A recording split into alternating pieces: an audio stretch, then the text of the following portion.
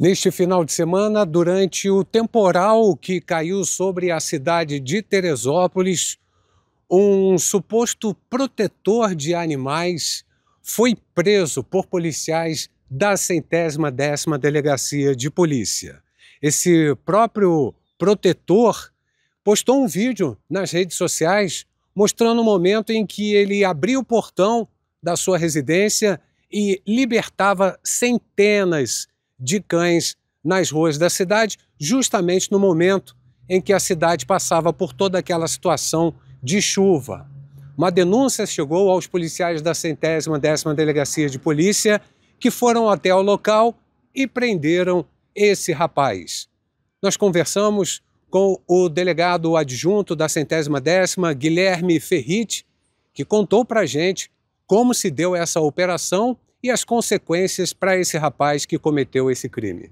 A gente tomou início do crime, né, a ação criminosa do protetor, quando ele mesmo postou vários vídeos no Facebook ontem, que ele estava soltando cerca de 60 cachorros do abrigo dele. E nos vídeos mesmo ele falou que ia abandonar todos os cachorros, ia desistir da causa, e ele tem cerca de 400 cachorros que ele mesmo informou pra gente, e a partir do momento que a gente entendeu que ele ia abandonar cerca de 400 cachorros na rua, dentro desse contexto de catástrofe que teve nesse final de semana em Teresópolis, com alagamento, pessoas perdendo a casa, perdendo o carro, e teriam 400 cachorros abandonados na rua, a gente entendeu que a polícia tinha que agir e prender o protetor, falso protetor, que a gente entendeu, né? Que na realidade ele estava cometendo um crime de abandono.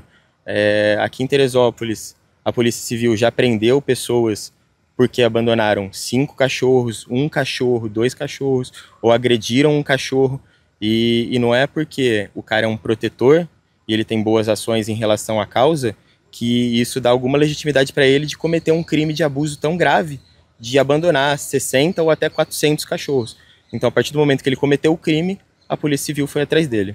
Agora, além desse crime de abandono, a Polícia Civil, ao chegar no local onde ele supostamente protege os animais, não encontrou proteção, não é isso?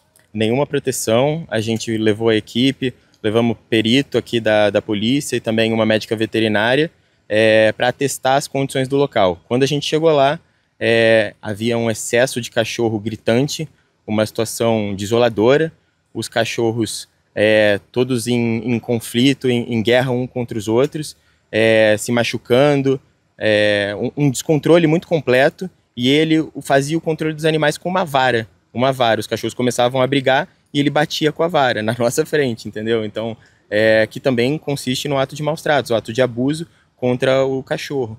E era uma quantidade realmente muito assustadora de cachorros.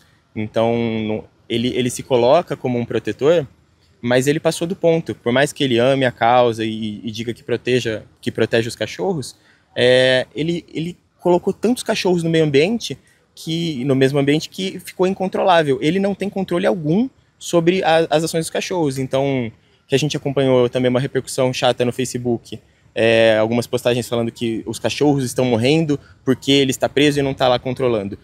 Os cachorros estão morrendo porque não tem como controlar. Ele juntou um monte de cachorro e os cachorros fazem o que eles querem. É um bando, os cachorros mais fortes atacam os mais fracos e é isso aí. Entendeu? Então os cachorros estão morrendo não é porque ele está preso, é porque ele gerou o contexto em que isso é possível. Os cachorros se violentam e todas essas mortes de cachorro estão na conta dele.